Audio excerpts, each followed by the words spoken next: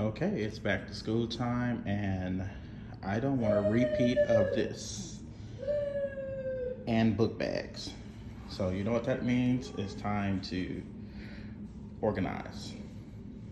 Follow along. Okay, let's go.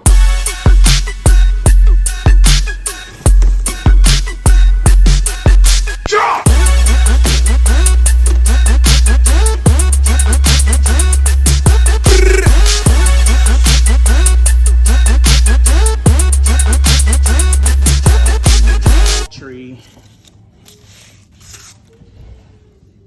Mudroom. Let's not call it Mudroom, but I'm gonna call it a Mudroom. But it's gonna be our entryway organizer for the children and everyone and so forth. But mainly used for the kids because school is about to get ready to start, and I don't want book bags, shoes everywhere. So come with us as we put this together and tag along. Let's check out these instructions. Okay, so we got everything unboxed. It is a lot of pieces, y'all.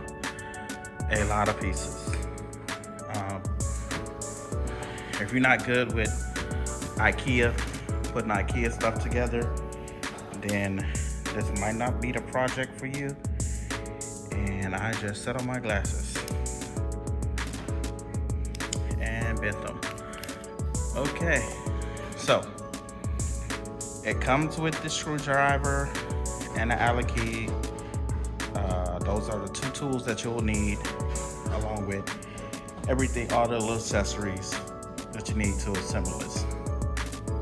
A lot of steps.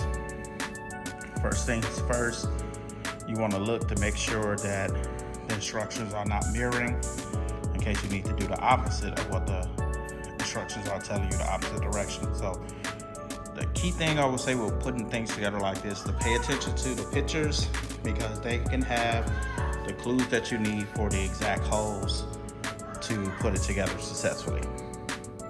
Okay, let's get to working.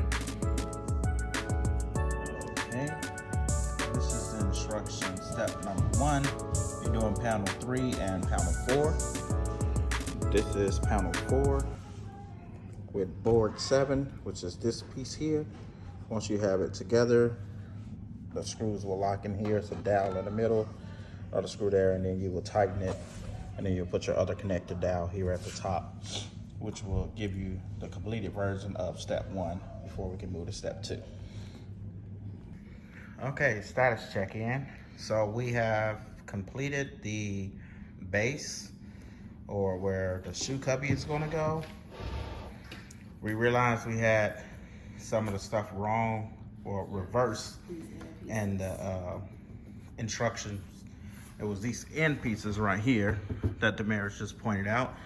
We had those flipped this direction when they should be flipped outwards, because they're more decorative and they're going to support the weight of the bench, which is that top portion there. So now we are on step 10 of the instructions. We're going to start building the caddy for the backing for the hooks, and we're going to check back in with you. So far, Damaris, how's the project going? Not bad. It's a pretty easy process. So Yeah. if you've built things before, it's pretty straightforward, for sure. Yeah. Just take your time. Make sure you take everything out the box. It makes things easier for you. The other thing is you want to be careful taking it out. You don't want to scratch any of the veneer that's coating it if you want your stuff to look nice. So take your time. Do not use power tools.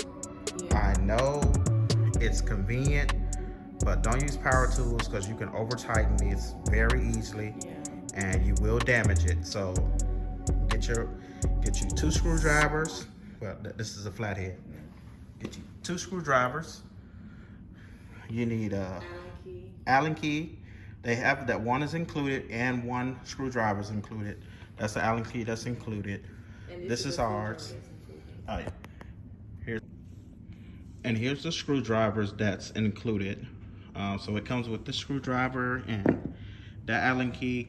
I brought my Allen key because it's a little bit longer, and then it brought an extra screwdriver so me and Damaris can work at the same time. We brought a set of pliers because we also realized they wanted us to tack on the footing at the bottom, but at the top portion it had a wooden dowel in it. So we used the pliers to remove the dowel, flip it over so we can make sure that we can tap in the footing really nice. So my recommendation, so you also would need a hammer too. So 2 screwdrivers, 2 Allen key, a set of pliers, and a hammer, and patience. So we're about to move on to the second phase, and we'll fill you guys in as we go along with the next step. Okay guys, we are back. That took a little longer than what we wanted to, but this is where we are right now. So we have completed the upper portion, which includes the coat rack, the shelving, and we are on step 20, where we're gonna be putting in the backing. And let's see how many steps we have left. 1 step, so we're on step 20 and step 21 are the last 2 steps of the process. And we're gonna be putting in the shelves here at the bottom, the back, and the support braces that come with it. And then we'll be putting this in place. Now, I know a lot of people can build this themselves. I can too. I don't have all the tools to do it. I need a table saw. I need a compound joint miter, sliding miter saw, which I don't have for me to do this type of work because it requires to have the same size pieces, and using a skill saw without a track, it's not going to produce that accuracy that I would need for it. But this is where we are right now. Damaris, how do you think? How you like it? I like it. It took a little bit more time to put together than I was expecting it to, but I actually like it. And it's bigger than I thought it was going to be. So I have no complaints. Yeah. But we still have to put this back piece on the bottom where the shelves go. Then we have to add the shelves too. So we still have a couple more steps to do before we move it into its home and start using it. Yeah.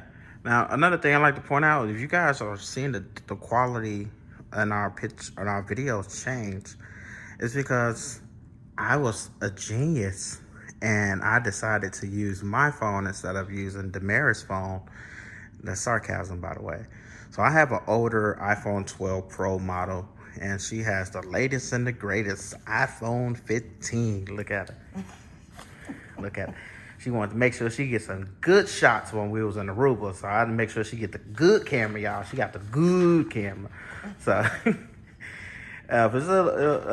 you could definitely tell the difference in quality. I'll tag the link for the Aruba video so you can see how much better that camera is over this iPhone 12 Pro. Look, my phone is on its last leg, guys. Yeah, you definitely need a new phone. But I'm waiting. I'm holding on to God's unchanging hands. And then you'll have the latest and the greatest. Right. You kind of get the new phone. Yes, ma'am. Yes, ma'am. Yes, ma'am. I won't wait for that iPhone 16. If my phone can't hold on a little bit longer, I might have to switch over to Android for a couple of months. Yeah, gonna have to switch over there. My bubble's gonna turn from blue to green, y'all. They're gonna get them green bubbles, y'all. Gonna get those green bubbles. But I don't have to worry about my phone dying after 1 hour of usage, because right now my battery life is only like 60%. So it only can charge up to 60%. So it dies pretty quick. And it's not the best phone to have when you're out and about doing real estate and for everything else. So we're gonna do step 20 and 21, and then we're gonna move it into place, and we're gonna start getting the kids stuff here. So it's 3 kids. It's gonna be Addison, Basil, and our nephew Canyon. Their stuff is gonna go here.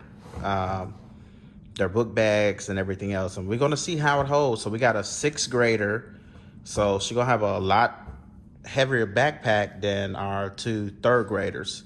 So we'll see how well it holds. We'll give you guys an update on it after a couple months of usage. I'll tag the link. We purchased this from Walmart. It's about $135 with taxes. So fairly inexpensive. It looks nice. Like I said, it's your standard IKEA type of quality. So it's not real wood. I'm gonna put that disclaimer out there right now. It's not real wood.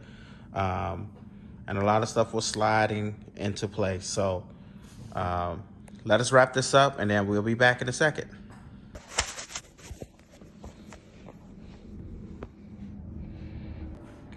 Okay, here is the finished product. So we have it slightly pushed over to the left because where you see that umbrella at, we're gonna put a basket there so we'll be able to catch the umbrellas when it rains, so they won't be utilizing the hooks as you see. The bears went ahead and already started filling their shoes in the little cubbies here. Since their feet are not that big, it's actually, you probably can't see it, but there's 3 pairs of shoes in each one of those rows. So that's 3, 6, 9, and then for her it's 2. So 2, 4, 6 for Addie. Overall, I like it. We had to put a little spacer back here because we didn't want to get rid of our quarter rounds, but I wanted it to be secure for weight purposes. So add a little block on the back side, kept it level with the top of the cabinet, and fasten that into the wall, and then this fasten it to that. So that keeps it from rattling. Because you got kids, you gotta prepare for the worst. I just imagine them coming in and rushing and putting all their stuff here and constantly being pushed back and rocking back and forth. So I wanted to have that space. But overall, for what I spent and how it looks, I think it's worth the value here. One thing I would say is the bench. It is a bench. It's meant to be sat on, not stood on. So even for kids, it's not solid wood, ladies and gentlemen. So make sure you don't stand on it. But it's sturdy enough that you can sit on it. The bears had a couple set on it for quite some time as we were putting it into place. I'm gonna wrap up, put their book bags here, and I think it looks so much better coming into our entryway now. We have that mudroom cubby, and then we have our shoe racks here that we have the video for that as well. So let me clean up, get rid of some mail, make it nice and clean coming in. And as usual, thank you guys for watching. If you hadn't done so already, please like, subscribe, comment, share the page. We're trying to grow our page. We're trying to grow our followers. We're trying to get to 500 followers this year. This is our second year doing YouTube. So we'll like to see, our follower base grow. So please like, subscribe, comment, and share. And thanks again for watching Just the Greats.